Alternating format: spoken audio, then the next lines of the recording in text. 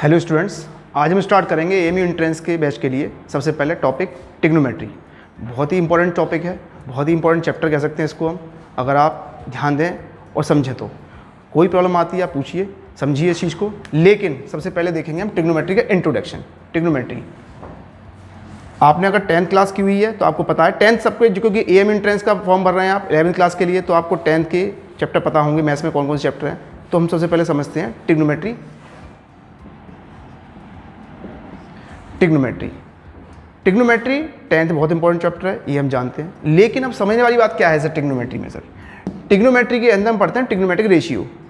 अब trigonometric ratio के आपस में रिलेशनशिप क्रिएट होती है। वैसे हम देखा जाए तो ट्रिग्नोमेट्री का मतलब क्या होता है? ट्रिग्नोमेट्री का मीन्स होता है एक ऐसी ज्योमेट्री जिसके अंदर हम 3 एंगल कंसीडर करते हैं। समझते हैं सर किस तरीके से कंसीडर करते हैं। जैसे कि मान लीजिए आपके पास एक राइट ट्रायंगल है, ये मेरा राइट ट्रायंगल है। मैं बताता हूँ ट्रिग्नोमेट्री किस तरीके से जनरेट होती है। ये मेरा राइट ट्रायंगल है, ABC, ठीक है। हमारे पास टाइप्स ऑफ कितने ट्रायंगल्स होते हैं? हमारे पास स्केलर ट्रायंगल होता है, स्क्वायर ट्रायंगल होता है, इक्विलर ट्रायंगल होता है, स्केलिन ट्रायंगल होता है। यहाँ हम बात कर रहे हैं राइट ट्रायंगल की।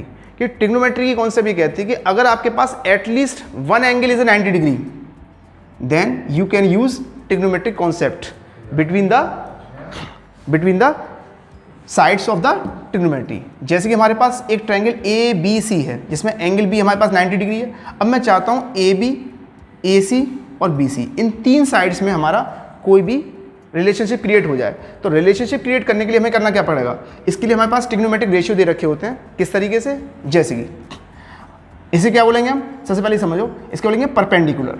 ये हमारे पास बेस और ये हमारे पास हाइपोटेनियस। तो अगर मैं रिलेशनशिप की बात कर रहा हूँ तो रिलेशनशिप किस तरीके से क्या होती है? जो हमारे पास रिलेशनशिप होती है वो होती है ट्रिग्नोमेट्रिक रेशियो में sine theta cos theta, sine cos tan theta, cot theta, sec theta और cosec theta. Sine theta, cos theta, tan theta, cot theta और सेक थीटा, कोसेक थीटा, ये हमारे पास ट्रिग्नोमेट्रिक रेशियो है। यहाँ पे थीटा क्या है और साइन क्या है? साइन हमारा एक ट्रिग्नोमेट्रिक रेशियो है और थीटा हमारे पास एंगल है जो कि ये कंसीडर कर रहा है। अब ये तो सर 90 डिग्री हो गया, ये थीटा हो गया, तो ये कितना एंगल कितना बचा? अगर हम ट्रायंगल सम प्रॉपर्टी से पढ़ी है, हमने ट्रायंगल चैप्टर पढ़ाया, तो हम कह सकते हैं 90 माइनस थीटा हो जाएगा सर हमारे पास 180 माइनस 90 प्लस थीटा। क्यों सर? क्योंकि किसी भी ट्रायंगल के अंदर हम समझो होता तीनों एंगल का सम होता है 180 डिग्री। तो 90 डिग्री ये हो गया, थीटा ये हो गया, तो 90 प्लस थीटा 2 एंगल का सम हो गया। अगर तीसरा एंगल निकालना तो 180 में से माइनस कर दीजिए, ये हमारे पास एंगल आ जाएगा। लेकिन हमें जब ट्रिग्नोमेट्रिक रिलेशनशिप की बात कर रहे हैं तो हम इस एंगल को कंसीडर करेंगे। सबसे पहले याद रखने वाली बात यह है कि जिस थीटा को आप कंसीडर कर रहे हो उसके सामने वाली साइड जो होती है वो हमेशा परपेंडिकुलर होती है, और जो एंगल बना होता है, जिस पे बना होता है, वो बेस होता है हमेशा। और जिसके साइड में अगर जैसे लॉन्गेस्ट साइड होती है वो हमारी हाइपोटेनियस होती है। तो सर अगर मान लीजिए सर थीटा मैं ये नहीं लेता हूँ, दूसरा एंगल ले लेता हूँ, यही ट्रायंगल कंसीडर करता हूँ, इसी तरीके से देखते हैं क्या होता है।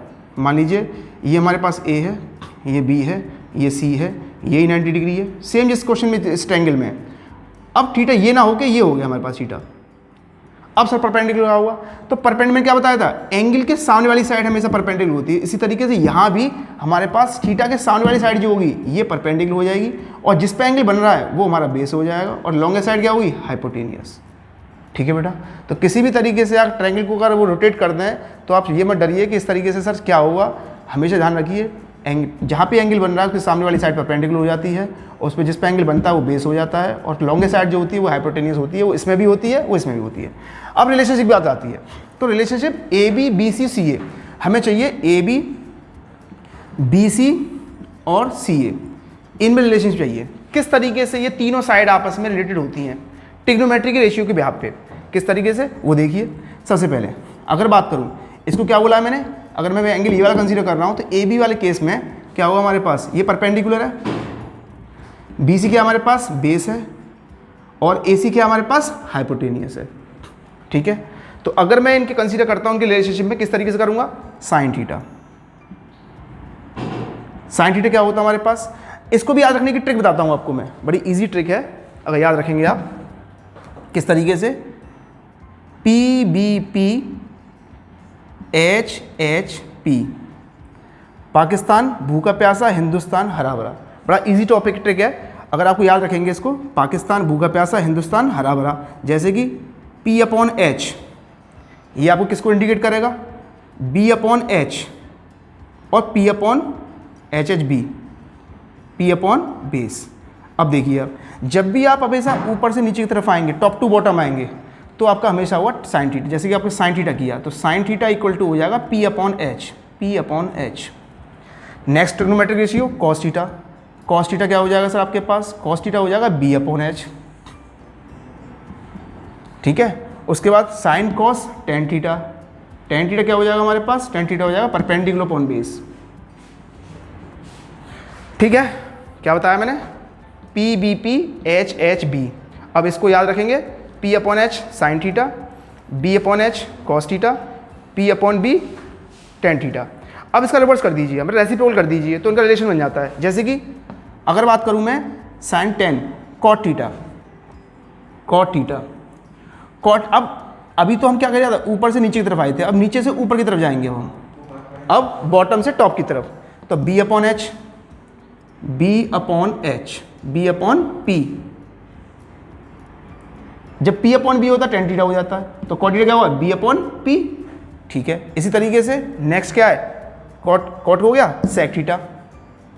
सेक क्या होगा सर? सेक क्या था हमारे पास? B/H था।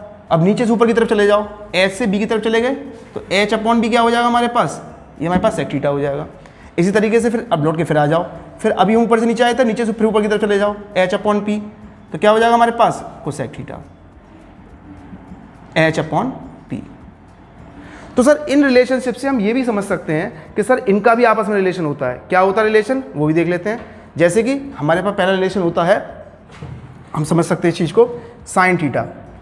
साइन थीटा इक्वल टू हो गया हमारे पास, अगर इस रिलेशन को दौड़ से देखो, P/H, H/P। तो अगर मैं सर ये कर दूं कि दोनों का रेसिप्रोकल कर दूं, किस तरीके से? वो देखिए, sign theta equal to P/H। अगर मैं बोथ साइड रेसिप्रोकल कर दूं, 1/sin theta equal to 1/P/H, ऐसे H ऊपर बन जाएगा, 1/sin theta equal to H/P।